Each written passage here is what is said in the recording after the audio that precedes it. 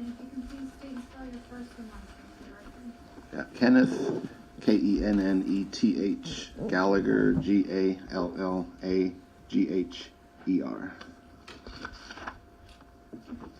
Doctor, I'm going to have you introduce yourself to the jury and tell them what you do for a living.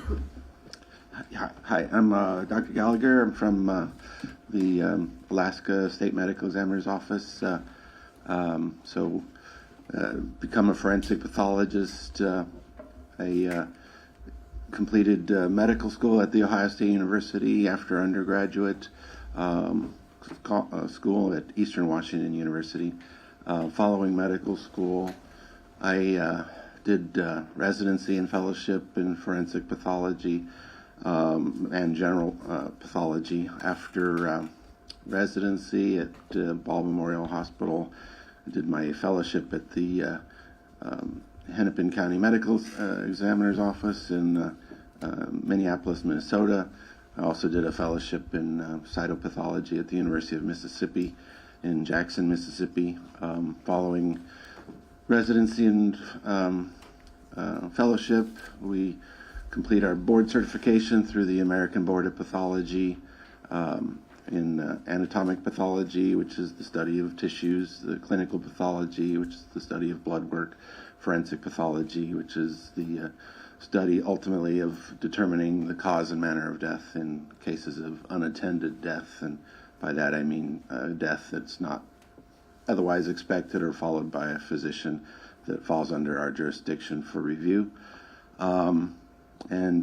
Following the board certification process, we do a continual maintenance of board certification through quarterly questions with the American Board of Pathology, as well as yearly continuing medical education requirements that are performed throughout the year. Yeah. And how long have you been board certified in forensic pathology? Since I started here in 2013, but board certification was in 2008. Okay. And where did you work before you worked at the Alaska State Medical Examiner's Office? I was, I did general pathology for 4 years there at Grant County Hospital in Grant County, Indiana, followed by 3 years of forensic pathology as a medical examiner at the King County Medical Examiner's Office in Seattle, Washington. And then I've been here since 2013, December. Yeah. Okay, so total years conducting autopsies, how long would you say? 20. Okay. And in that time, have you been qualified as an expert in the field of forensic pathology? Yes. In what states? Indiana, and Washington State, and Alaska. Okay. More times than you can count? Yes. Okay. At this point, Judge, I would offer Dr. Gallagher as an expert in the field of forensic pathology. Any objection? No, Judge. He's so qualified.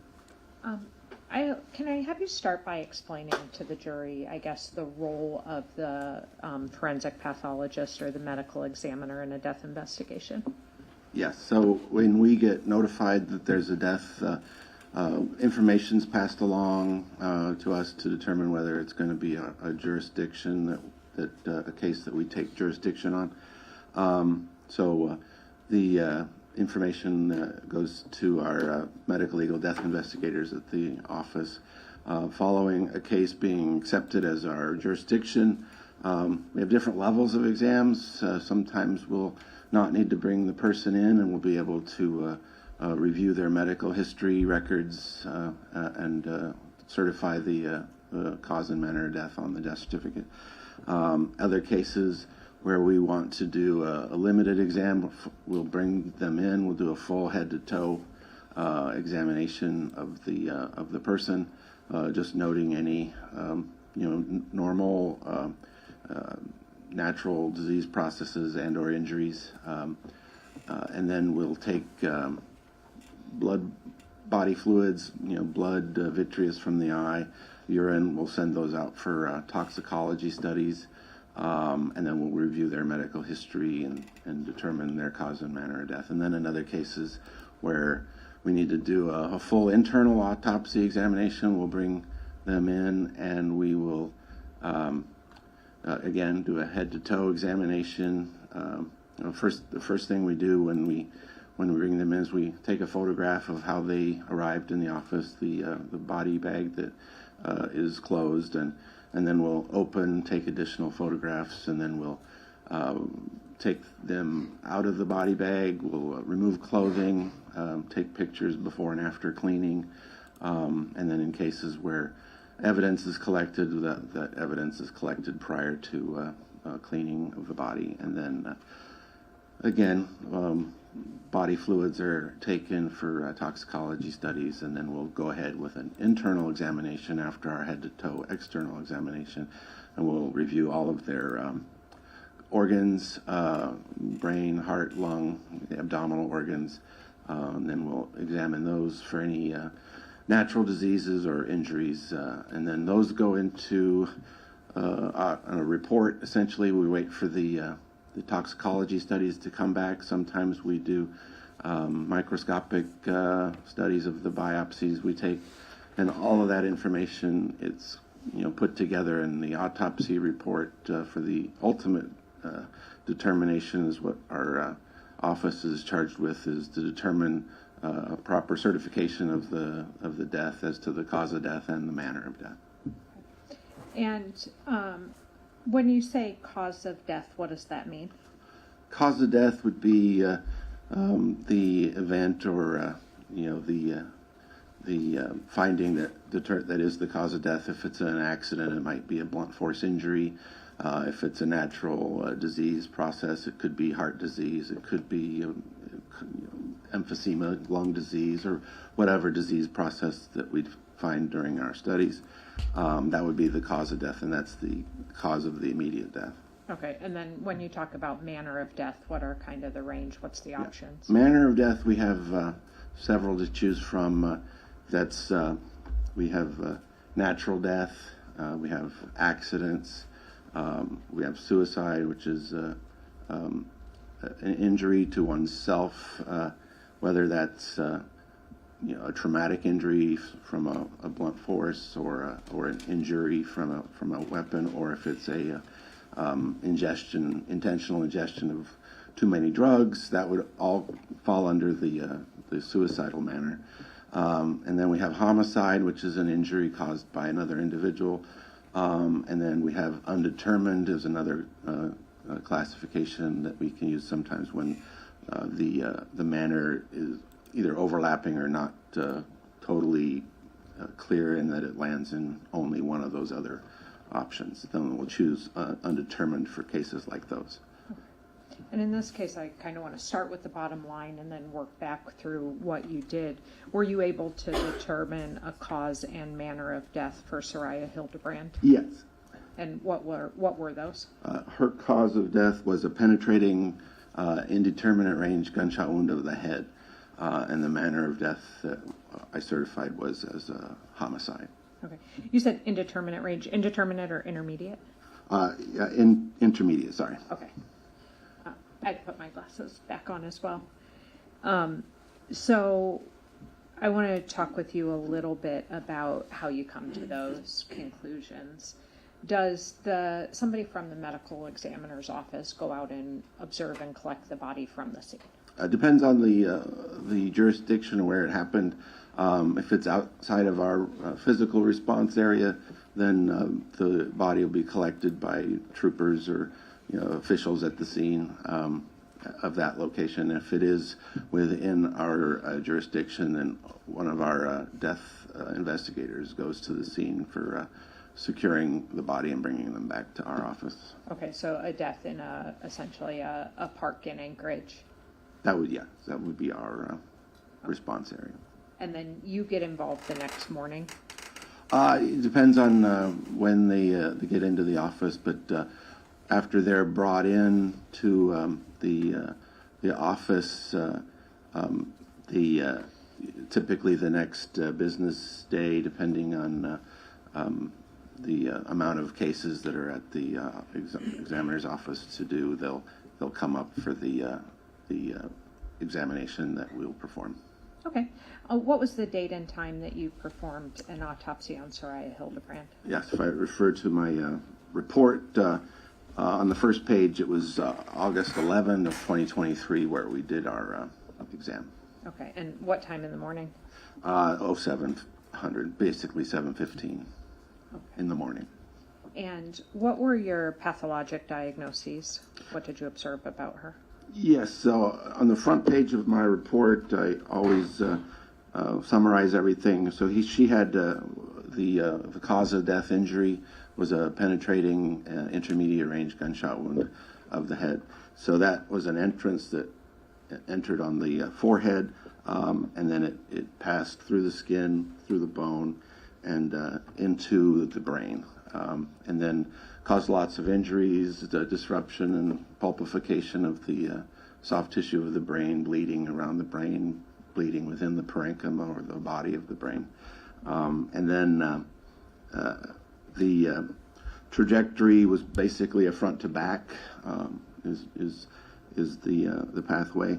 And then we did recover several fragments of the copper and lead colored metal projectile or bullet from our examination. Okay, and I want to go through those things. You said there's an entrance wound, and what side of her forehead was that on? It's just left of the midline. So the midline there, so on the left side of the forehead is the entrance wound. Okay, and when you say a penetrating wound, does that mean there was or was not an exit wound?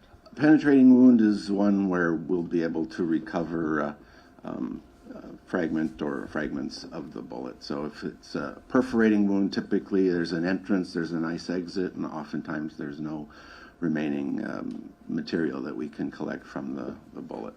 Okay, but this was penetrating, so there were bullet fragments that remained? Yes. And without a clear defined exit wound? Yes. Okay.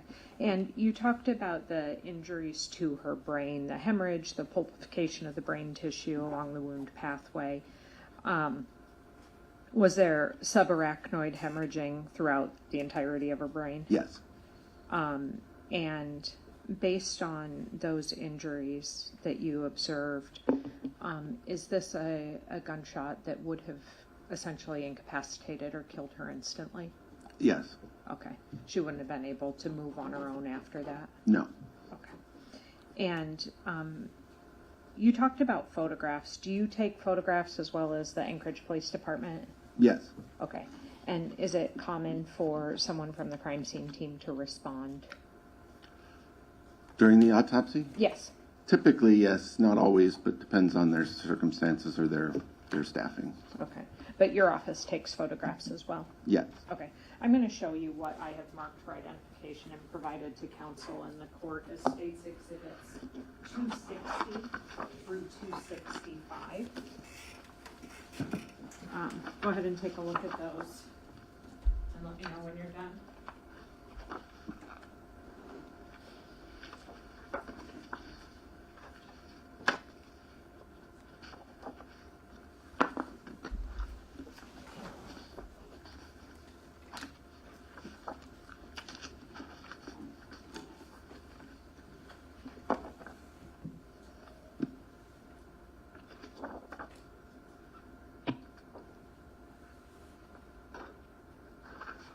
Okay. Okay. Do those fairly and accurately depict the injuries to Miss Hildebrand, the x-ray that was taken, and the fragments that were removed from her brain and skull? Yes. Okay, I'd move at this point for the admission of 260 to 265. Any objection? How we maintain our previous objection. I'm sorry. I said we maintain our previous. All right. Overruled. They're admitted. You may. Madam Clerk, can I have you turn down the lights? And the first two photographs, is it fair to say that these do show her injuries? Yes. Okay. And when you're taking photographs, do you actually take sometimes dozens, if not hundreds? Yes. Okay. So this is really limited to just show the injuries relative to her death? Yes. Okay. So, what does 260 depict? This is a photograph of the left side of the decedent here. She is looking up towards the ceiling, and then you have some defects there in the skin, surrounded by some bruising. If you have a great. I'm going to give you the laser pointer's the red button on top. Okay. So here you have the defect of the skin. This is the entrance wound itself. There's a couple other defects here, and then those are consistent with potential partial exits of a fragmenting bullet. There is these dark areas of bruising around the areas of skin defect, and she also has what we call stippling marks that are noted around the wound. Okay, and I want to talk with you about the stippling in just a minute, but let's kind of take this piece by piece. What you have called the entrance wound, how do you know that that's an entrance?